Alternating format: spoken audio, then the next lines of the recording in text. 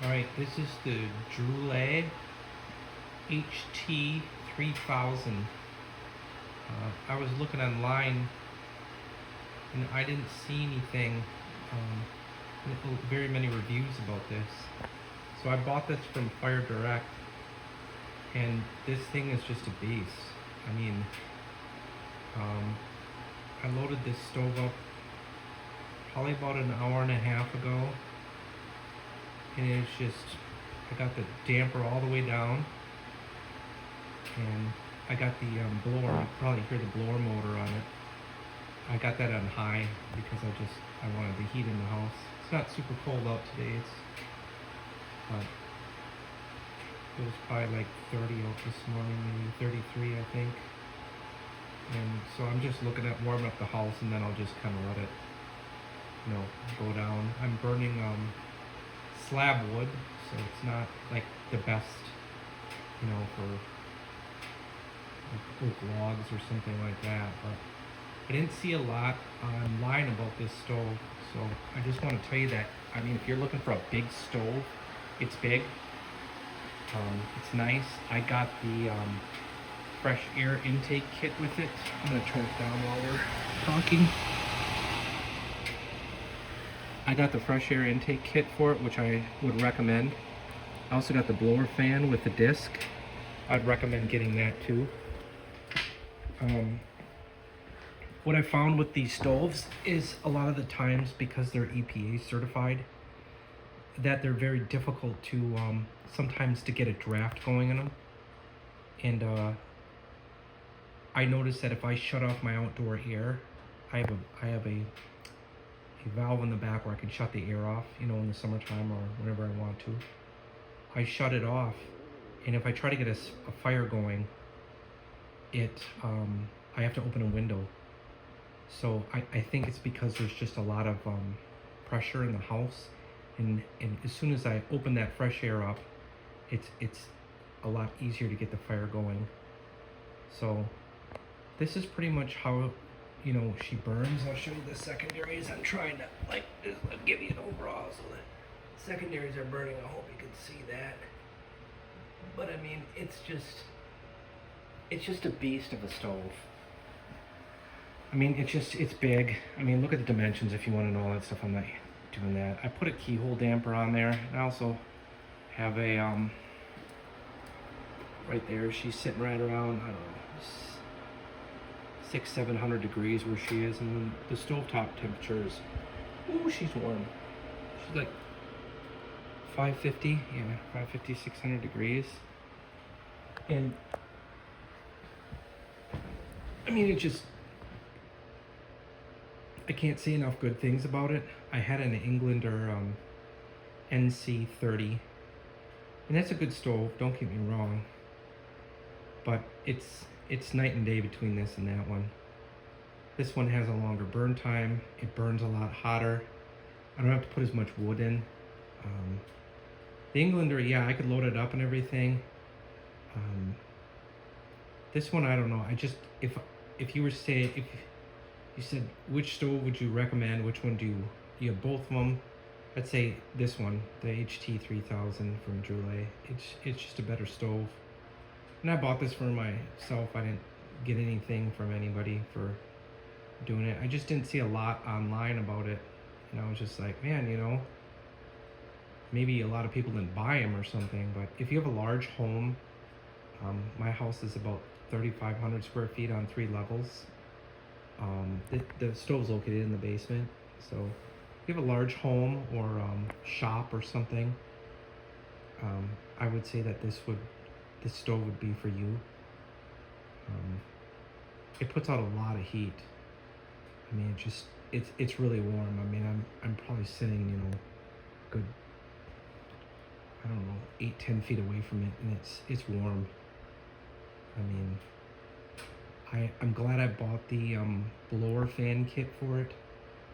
With the it's got a sensor in the back that I bought the whole kit. I bought everything through Fire Direct, and the sensor kit, you mount it on there, and then you plug it into the blower fan, and then you set the blower fan at whatever speed you want, and as soon as it comes up to temperature, it'll turn that on automatically.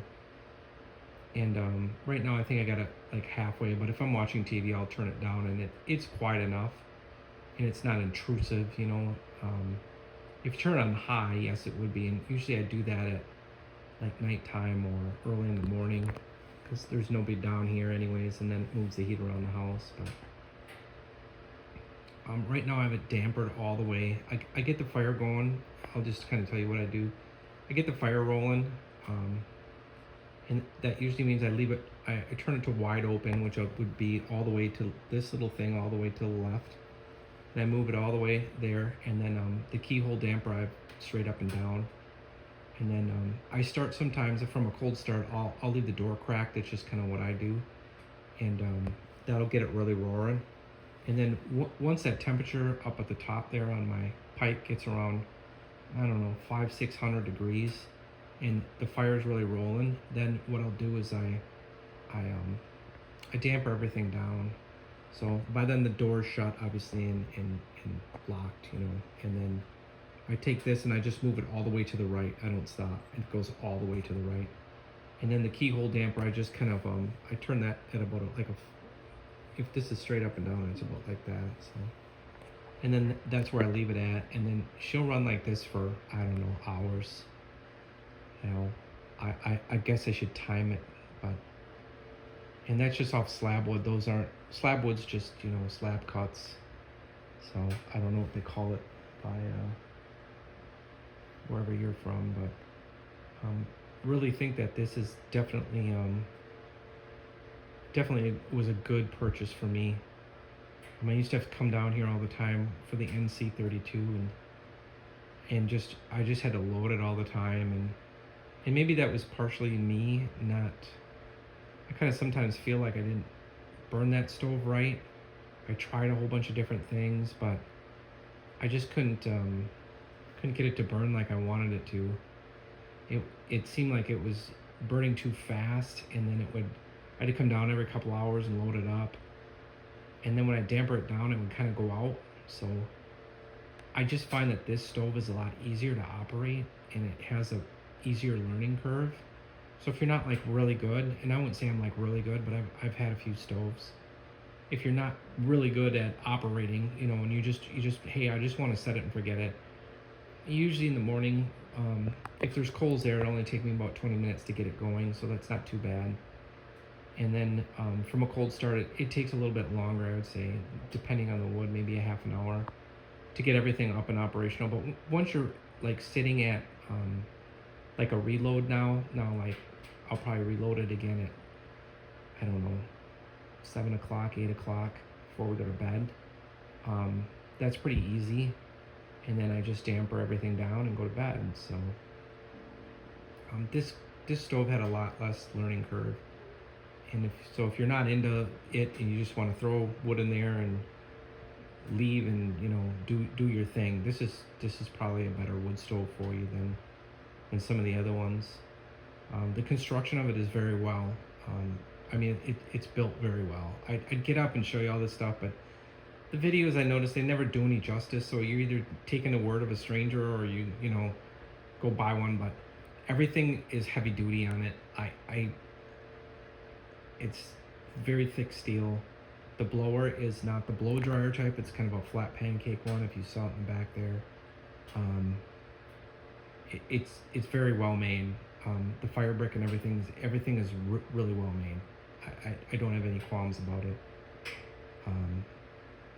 The door opens and closes really nicely. It's got like a roller thing in there. You can see all this stuff on there, but I'm just telling you, it's really nice.